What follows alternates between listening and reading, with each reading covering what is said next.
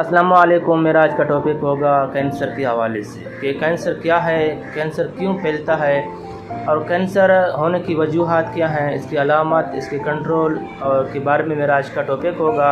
बराए मेहरबानी समझने के लिए आप मेरे इस वीडियो को आखिर तक देखें। आज़म मेडिकल यूट्यूब चैनल को सब्सक्राइबर करें क्योंकि मैं हर रोज़ नए अच्छे इन्फॉर्मेशन मालूमात आपके लिए वीडियोज़ अपलोड करता हूँ। तो सबसे पहले ब्लड कैंसर, खून के कैंसर को कहते हैं। और इसके बाद फिर ऑर्गन्स में, किसी भी ऑर्गन्स में कैंसर हो जाता है। आँख में भी हो जाता है कैंसर, और दांत में किसी जगह पे इन्फेक्शन हो वो फैल जाता है पूरे बॉडीज़ में, पूरे शरीर में। और जिगर में कैंसर, किडनीज में कैंसर, ब्रेस्ट में कैंसर और मुख्तलिफ ऑर्गन्स में कैंसर होते हैं। कैंसर होने की असल वजह क्या है, इसके हवाले से मेरा आज का टॉपिक होगा।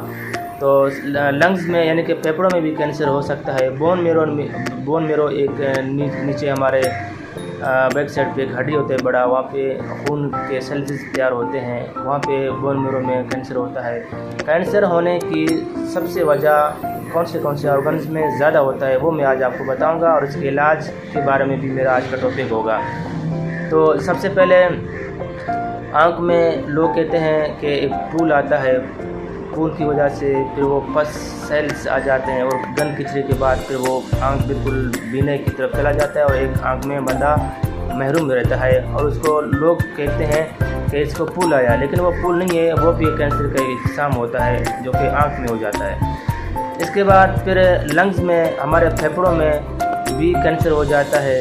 सिगरेट शराब नोशी की वजह से, बहुत सारे चरस ड्रग्स लेने से, शीशा लेने से, क्रिस्टल लेने से हमारे फेफड़ों में हो जाता है कैंसर। इसके बाद गले में कैंसर भी हो सकता है। टॉन्सिल्स, ठंडे पानी, खट्टे चीज़ खाने से गले में ख़राबी मज़ीद कंट्रोल ना हो सके तो ये चलते चलते वो ग्लैंड्स फिर कैंसर की शक्ल इख्तियार करते हैं। इसके बाद फिर लीवर यानी कि जिगर को cancer hepatitis B, C, hepatitis A की वजह से, जिगर में काम करने में रुकावटें, जिगर में सेल्स की ख़राबी की वजह से, हेपेटाइटिस की अमराज के बाद जिगर में एक ग्लैंड बन जाता है, ज़ख़म बन जाता है, गुच्छा बन जाता है, जिगर को काम करने में रुकावट बन जाता है और वही इख्तियार कर लेता है कैंसर की तरफ इशारा देता है। इसके बाद किडनीज़, गुर्दे में भी इसी तरह किडनी फंक्शन आउट होने के बाद किडनी अपने काम को सरअंजाम न दे, डायलिसिस सिस्टम रोक ले, फिल्ट्रेशन रोक ले, तो उसमें बहुत सारे ख़राबियाँ आ जाते हैं जैसा कि पथरी, फिर सिस्टाइटिस मल्टीपल्स।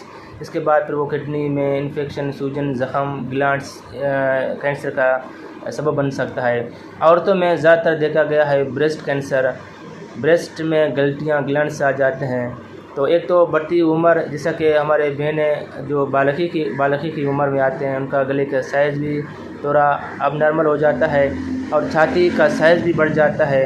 तो टेस्टोस हार्मोन बनने के साथ साथ फिर वो औरतों का छाती जब तेज़ी से बढ़ना शुरू होता है तो उसमें ग्लैंड्स आ जाते हैं। और एक वो माएँ जो प्रेगनेंसी में होते हैं उस टाइम उनके साइज़ में दूध, कैल्शियम आने के साथ साथ वो रुकावटें हो जाते हैं, नर्वस सिस्टम और खून की बहाव नहीं हो जाती है, दूध आना नहीं होता, तो फिर वो सूजन ज़ख़म करते हैं और वो ग्लैंड्स बन जाता है, कैंसर की तरफ चला जाता है। इंसानी टोटल जिस्म सेल से तैयार है, पूरा इंसान की बॉडी सेल्सों से तैयार है, जैसा कि नाखून, दांत, स्किन, बाल, हर ऑर्गन्स, फेफड़े, गुर्दे, जिगर, हड्डियों के हर ऑर्गन्स के अलग अलग सेल्स होते हैं। इंसानी बॉडीज़, इंसान सेल से तैयार है। एक कोई भी सेल्स हो, खून की सेल्स, जो वो सेल्स 90 दिन के अंदर बनते हैं, पैदा होते हैं, बढ़ जाते हैं, फिर उनका उम्र होता है, वो टूट फूट होते हैं और फिर वो मर जाते हैं। किसी भी ऑर्गन्स में, किसी भी जगह अगर आपको कैंसर है तो फिर वो यानी कि कोई भी सेल्स बेकाबू हो जाते हैं। पूरे बॉडीज़ में सेल्स जो है ना बेकाबू, यानी कि सेल बनते तो हैं, मरते नहीं हैं, क्रैश नहीं होते हैं, फ्लैश नहीं होते हैं।